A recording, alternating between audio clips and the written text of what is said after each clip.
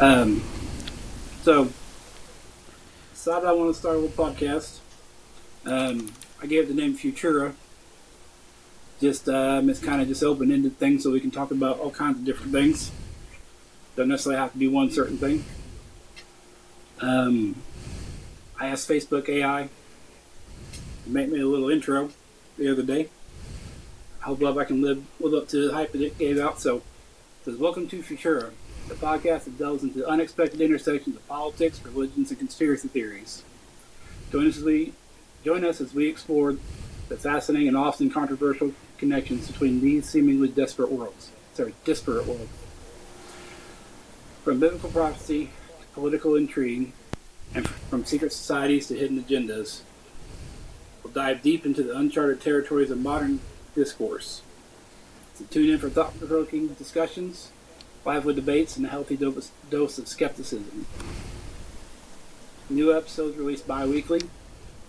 Join the conversation and shape the future of Futura. Futura. Futura is a font. It's a font? Yeah, it's a font name. It's a font name. We're It's also fantastic. It's also I mainly just said that so you can hear my voice, all right? No, we can't. I got a few topics I sent to you guys that I like. I don't know, something I was thinking about. So, you guys know what Pangea is? I've heard of it. I don't like it. No, I'm kidding. Giant supercontinent. Yes. They talked about the prehistoric times millions of years ago. I kind of believe the Bible actually talks about that it exists. So, you Genesis. do. I do. What about you?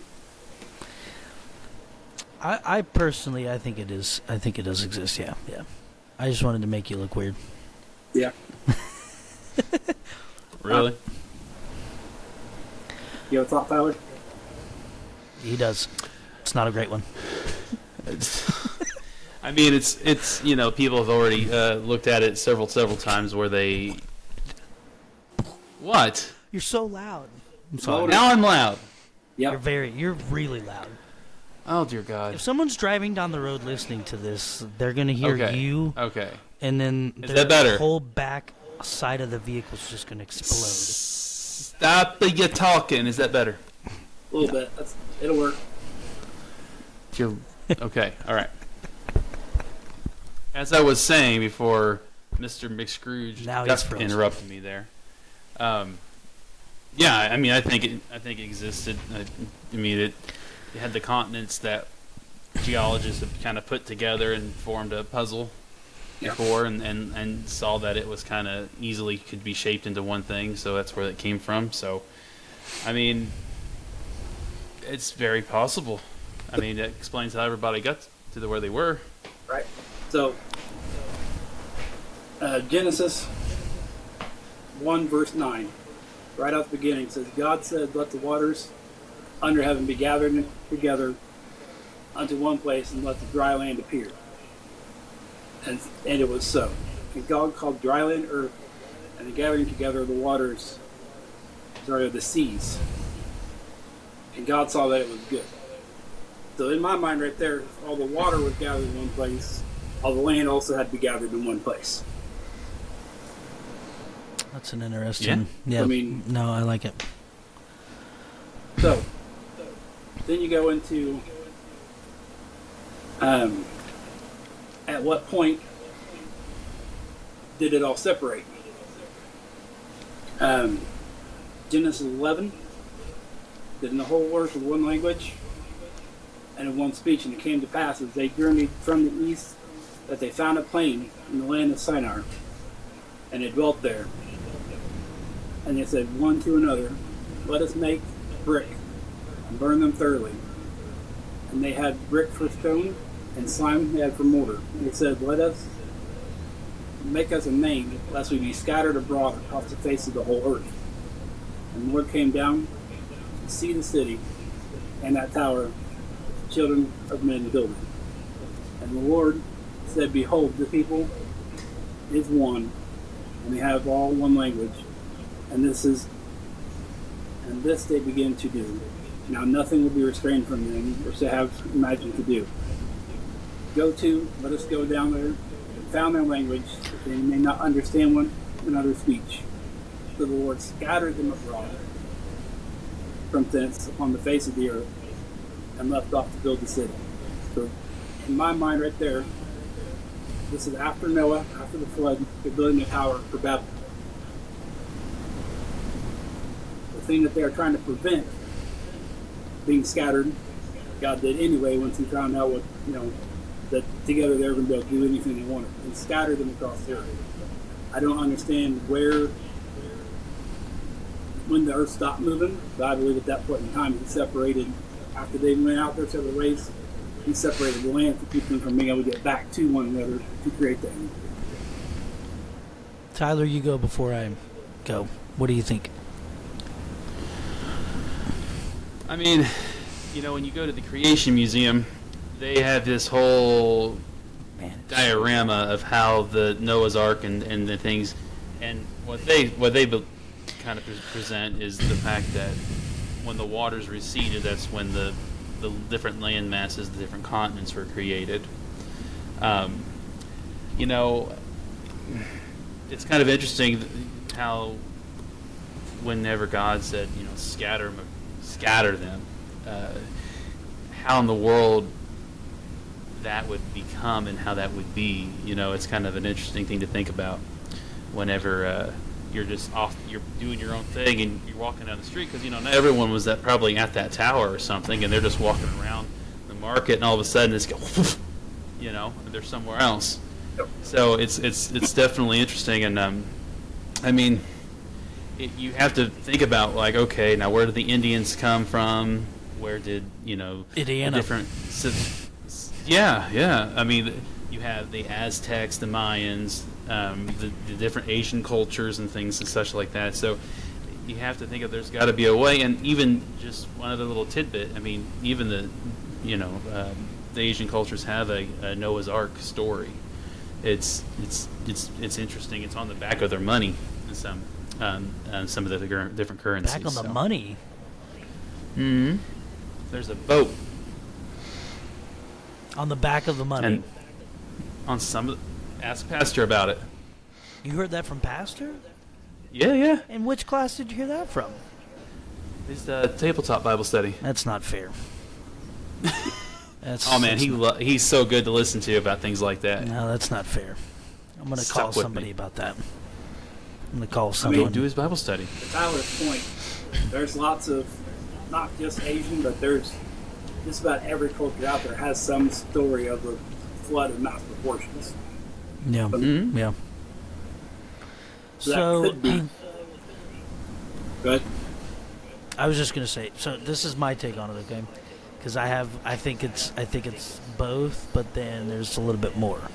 So, because I study the Torah, if you look at, first of all, most people look at the Bible and they think, oh, is it a history book? Is it a political book? Is it all kinds of different books? Is it a religious book? It's not any of those things. It's a guidebook. It's there to guide us from one point of life to the next point of life. That's what the sages or the rabbis say. So, when you think about, so there's a couple of different things, right? I've heard some people say that the reason why we have people on each different continent is because when God said He made male and female, He doesn't tell you exactly how many males and how many females He made. He just simply says He created male and female. And then He says, and then He placed Adam and Eve in the garden. So some people think that there are people that were from other continents around the world, but I do believe in Pangea. My take on it is I don't know that there are any other people besides Adam and Eve, and I'm not here to talk about that. What I'm here to say is that I believe that when the ark, or when Noah's flood happened, and Tyler kind of pointed out the Creation Museum, they actually say that the planet was split because the fountains of the deep opened up. And so that would have shifted those continents to different parts of the globe or whatever, unless you're living on a flat Earth and then we're in a different atmosphere. But that's beside the point. Yeah, playing Minecraft. Yeah, you're playing Minecraft.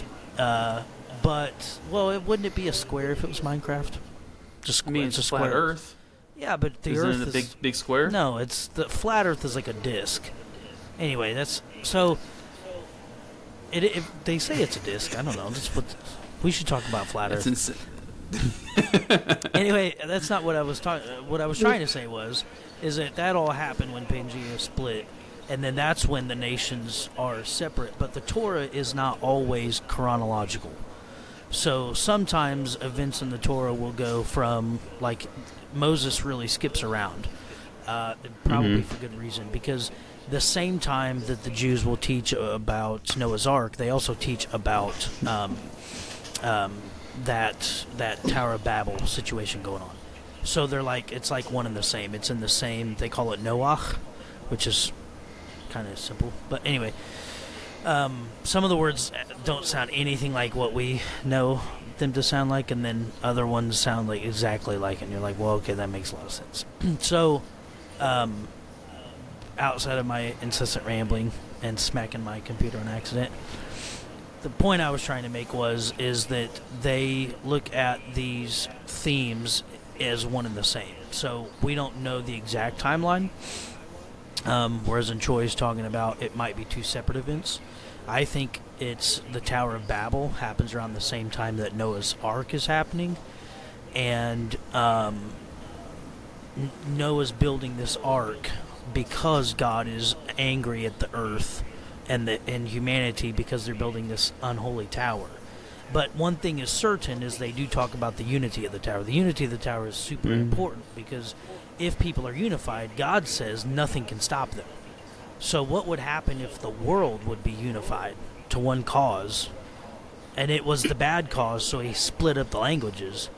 But think about if we came together for a good cause, like, solving world hunger, or, loving each other as we love our neighbors, stuff that's biblical. If it was a God idea, God would probably have said, you guys are doing pretty good, and gave us a good high five or something.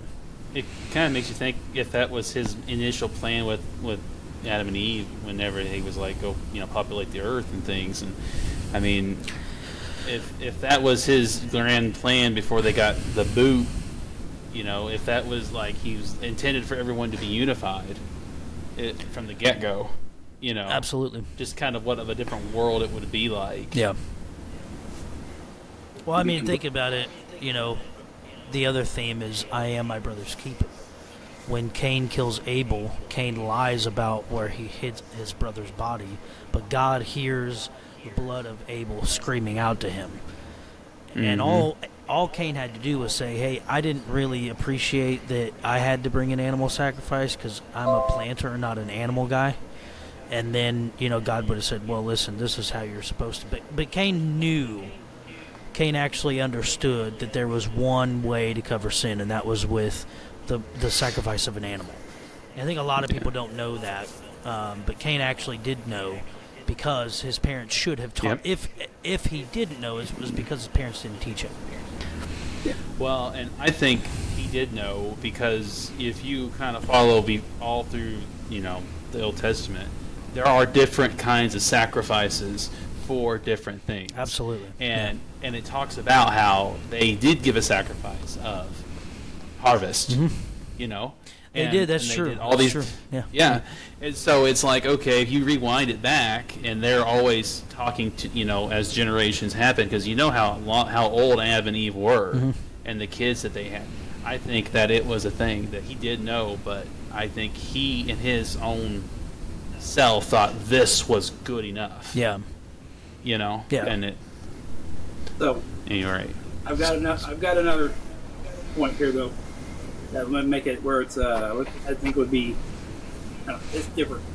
So, trying to figure out what gopher wood was. It's wood from a gopher. Gopher. It's obvious. Yep. Oh. Gopher approved. When you look it up, it states that in biblical use of timber which was used for Noah's Ark. It says either of two North American trees. What? So. Is it the redwoods? So, when I was looking it up, the two that it's referring to for North America are white oak and hickory. The NIV, though, called it cypress.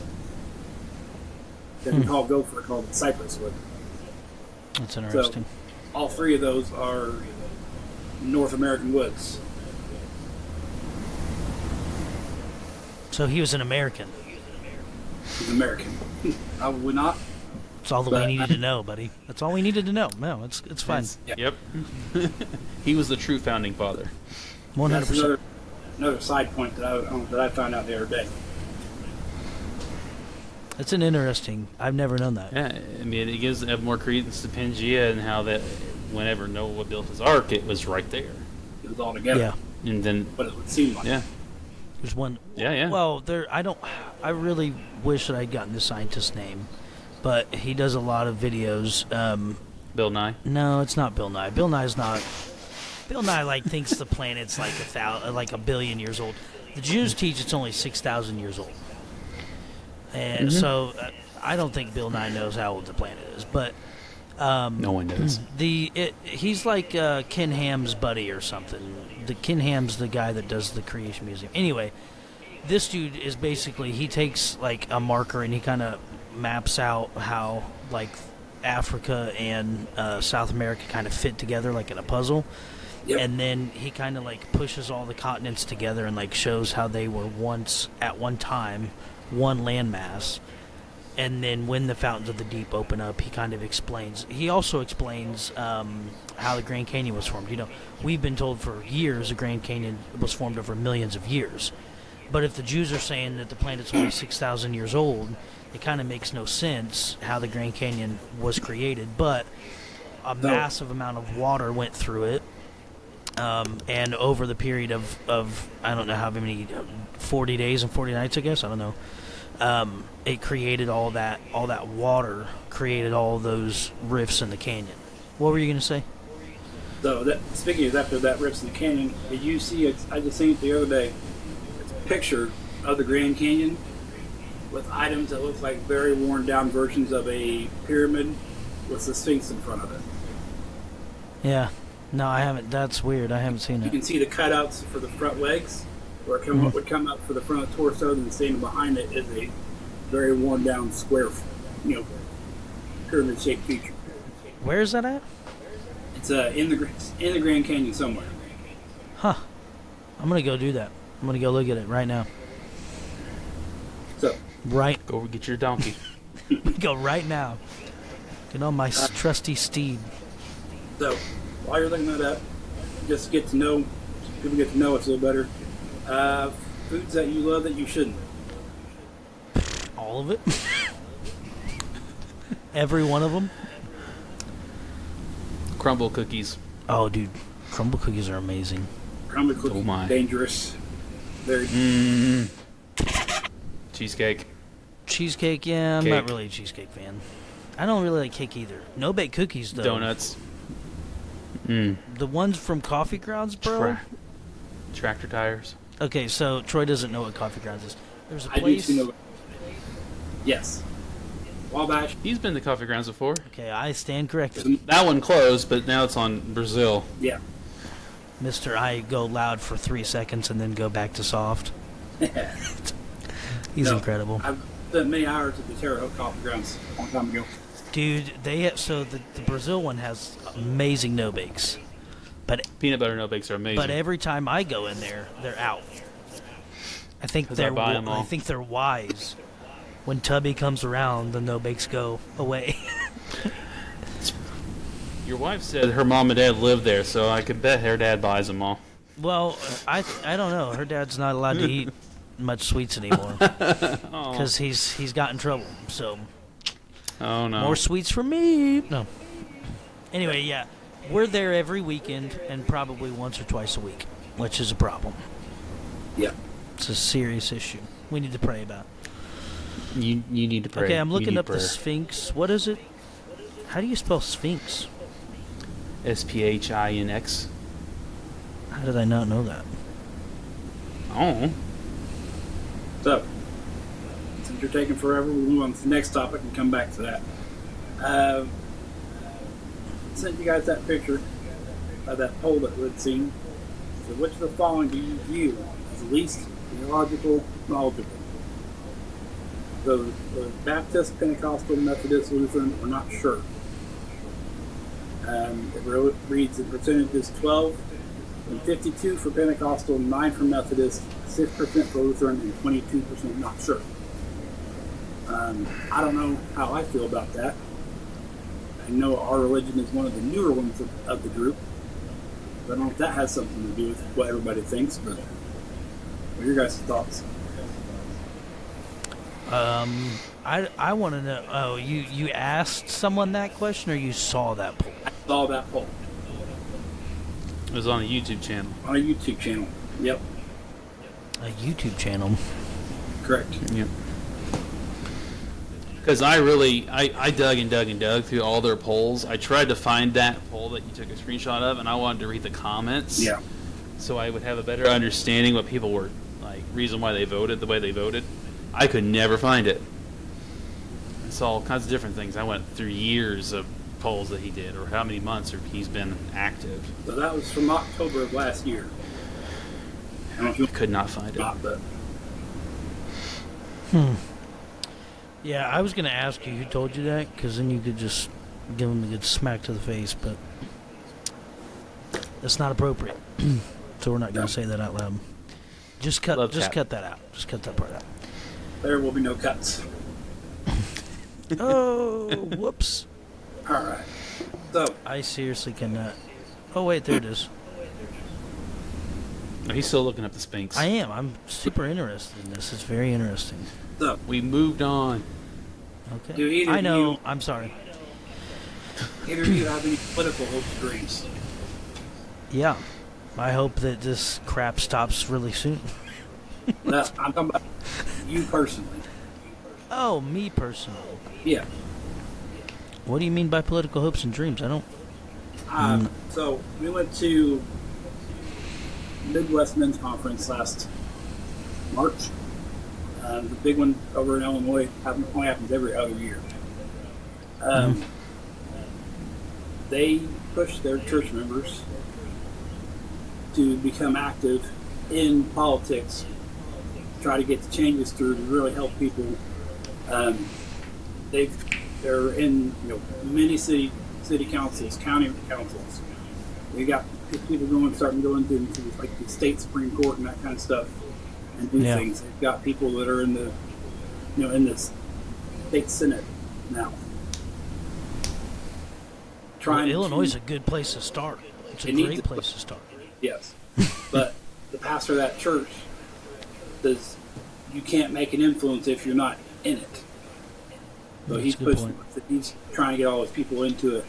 This is a 800-seat church in a town of 300 people. Yeah. So I mean, he's got a lot of people coming, a lot of people doing it, and it's a big work of church of work. One of the biggest Celebrate Recovery groups that I've ever seen. Yeah. They do a lot of good work. He really puts out there that we need to be out there with the people, trying to make this thing work for people, trying to make things better. So I don't know. I personally, give me a few years to try to get some things settled. I may try to go over here and work with city council and try to figure some things out, because we've got some rampant drug problems and things around. You got some dandies. Yep. But yeah, I really hope. Doing. I really hope Tyler becomes president. I'm not voting for him, but You'd be my vice president, so it'd be Todd and Todd. that would be awesome. I would seriously make ice cream free for every person on the planet. Because the USA doesn't just stick their nose in our own business. We stick it in everyone else's business, too. No, I'm just kidding. I don't know. I know we have a lot of people at our church that are politically, that are like in the political system. We have a couple politicians. I think Pastor does some like luncheons with some politicians every once in a while. Am I right about that, Tom? I know he's gone to some council meetings and spoke up against him for things. They got Brother Larry, who's just got elected. Yes. Yep. For I forgot about that. Is it is it a treasurer or is it a or assessor? I think he's the treasurer. But here's my 2 cents on it. I mean, yeah, it's a great prospect if you want to be involved in politics. But the one thing that you have to really like ingrain in your mind and your heart, I guess, is you have to be a witness for first and foremost with it. And I think a lot of times people who have great intentions when they get into politics and they are Christians, but they let their faith dictate their law. And I think that we should allow our upbringing to dedicate our moral high ground in a sense, but not so much in delegating to people who aren't in the same boat as us, who don't want this, who don't want those things. And I think because that's the biggest problems, because if you make those big, huge cuts and say, okay, Bible in schools, like some schools have been doing that, like in Texas, they're like pushing a law through that makes having the Bible a part of your curriculum to be read, not just to be taught, but to be read. Is required, or maybe it's Alabama. It's one of those 2 southern states. Yeah, no, I think it's Alabama. But I mean, it has some big repercussions, and then it puts a mark on that faith. So if they find out you're Pentecostal and you're doing those things, then you're kind of negating your witness and ability to try to win souls. So I'm not saying like hide your light under a bushel in that sense, but I'm also thinking that it's a tightrope. It's a very big tightrope. Yeah. I think it's something that you have to... Uh-oh, the kids are back. So I just want to tail off what Tyler said. I think it's one of those things that you have to kind of walk. It's a weird thing to balance because obviously there's a lot of people in politics that aren't doing the right stuff, but I think equally there's a lot of people that are trying to do the right stuff. But we just don't hear about that because the media likes to point out, who is really bad and then who's really, really bad. So, but I totally agree with Troy that it's important that we get involved in it. I just don't think about it very much because I get irritated, and my circle, not including Tyler, because Tyler and I usually talk about Star Wars and we don't talk about politics, but the circle of people that I do talk about politics with, they're either one side or the other. They're not like teetering and saying, hey, there's good on both sides of this thing. We just got to figure out what the happy medium is. I think that's a huge thing, is just trying to help people understand. And I don't know, maybe that's my political aspiration, Troy, is to get people to understand, hey, there is good on both sides of this thing. And we don't have to be as divided as we have been. But I think together we can come up with a decent option. So that's my take on it. I mean, it seems like there's fewer and fewer people that are willing to admit there is a middle. Yeah. There's things that... Oh, yeah. So, I don't know. So I just want to try to figure some things out and see what we can do, Yeah. Last topic, though. You guys ever heard of the pizza clock? I've never heard of it. I've actually was going to ask you. Never bid a clock. So, You've never bid a clock? Huh? He said he's never bid a clock. Oh. So, the pizza clock is... There were pizza places around the Pentagon that would... I've heard of this. Put out... When there's things getting ready to happen in the world, they would see a spike in their pizza sales. But somehow, they were publishing it out there, letting people know, hey, weird hours of the day, we're getting lots of pizza sales over here at the Pentagon. So, watch out, something's happening. That clock has since been shut down. But the other one... What? Yep. The other one's a doomsday clock that we use to govern global threats. Currently, it's set to 90 seconds to midnight. That's not a lot of time. Minute and a half from total doom. Yeah. I went back and did some research, looking through it. Furthest it's ever been from midnight, 1991, it was 17 minutes. Slowly crept towards where it's at right now. So, in 95 it went to 14, 98 to 9, 02 to 7, 07 to 5, 2010 to 6. So 2012 it went to 5, 15 went to 3 minutes, 17 2.5, 18 to 2, 20 went to 100 seconds, and 23 to 90. What? So it's currently, slowly creeping. What is? It's a couple more minutes. Couple more minutes. What? Couple more minutes. He wants to be a part of it. So that's super interesting. Stop and ask if they can have their own podcast here every day. Hey, let's go. But Paw Patrol podcast, buddy. yeah, but no, we're at 90 seconds now. Say 90 seconds to certain doom. So I don't know what your guys' thoughts are on it, where we're at. We know Russia has subs in the south. Yeah, I heard about that the other day. That's crazy. A lot of the European countries have been amassing a lot and increasing a lot of their military spending. A lot of the analysts have predicted that within the next 10 years, there is going to be some civil and unrest, I guess to say it mildly, in the UK and the European countries because of Russia.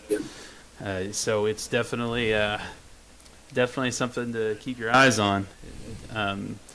One thing that NATO has been doing and encouraging the different countries, because I think to be a part of NATO, you have to have so much of some like money or ability to spend or something along. I'm not sure. I know there's an entry point, and a lot of those countries who cannot, they're trying to encourage because of the potential of our presidential elections. Yeah. Because we pay like 80% of NATO's bill. Yep. It's not and surprising. if Trump gets back in presidency, he's already said that he's going to pull U.S. out of NATO. And so they're like freaking out because of that potential thing happening. Will that lower the cost of pizza in the U.S. or raise the cost of pizza? I'm asking for a friend. They'll find a place to spend it. Trust me, they'll find some place to spend it. So I think, are you done? I'm sorry, I didn't mean to. No, I'm good. Go ahead. I think the 90 seconds to total destruction is not far off. My thoughts are, so obviously I'm very pro-Israeli, I guess you could say, yeah. So my thoughts on it are, as soon as Israel builds their third temple, we're looking at moments. I don't really know how the whole thing will play out. I did a Bible study on it, I don't know, probably a couple months ago now. But anyway, basically, they have everything ready for the temple. They're just waiting to get the two mosques that are up there off of the Temple Mount, so that way they can erect their new temple. It's prefab, so it's going to go up within a year. And then you have, moments from, so you've got, and we're talking about this in the next podcast, we're talking about red heifers, so you have the moments where the red heifers are burned. Then you have the building of the temple, and then from there you have the inception of the Antichrist coming in and declaring himself to be God. So, like, within, if you're talking about seconds being years, it'd be 90 years or something, I don't know. Anyway, there's not a lot of time left, is what I'm trying to say. From what I have gathered. So I presented it to our Bible study group as, hey, listen, we're not really waiting any longer on prophecy. We're basically now waiting for Israel to get fed up with the Arab nations of the world, which they're pretty much there. And then all we really need is another 6-day war to kind of push ourselves into that moment where the temple would be built. And then, in my perspective, you've got 3.5 years of peace. And then Tyler's talking about total, the whole European issue with Russia my rabbi actually had said after the 3.5 years of peace, the entire world is going to attack, and they talked about different dreams that people had, but most of it was just the church coming under attack and scrutiny, the Jews coming under attack and scrutiny, and then the rapture happens. They're probably happening simultaneously. Or at least that's what they said. I have no clue. I mean, if you ask me, I don't know. But so my assumption is the man of sin, he's going to go in, he's going to desecrate the Jewish altar with the abomination of desolation, which we can get to next week because that's a huge thing. But anyway, if we have time. But he does the abomination of desolation and then sits on the Holy of Holies and claims to be God, and then rapture takes place somewhere in there. Now, that's not the pre-trib ideology. I'm not going to tell you what I think, but the hopeful thing is that he comes back before all that takes place. But a lot of people are saying that he's going to come back during, and then there's also some people who think it's going to happen after. So 90 seconds is not, it's pretty accurate, I think. Yep.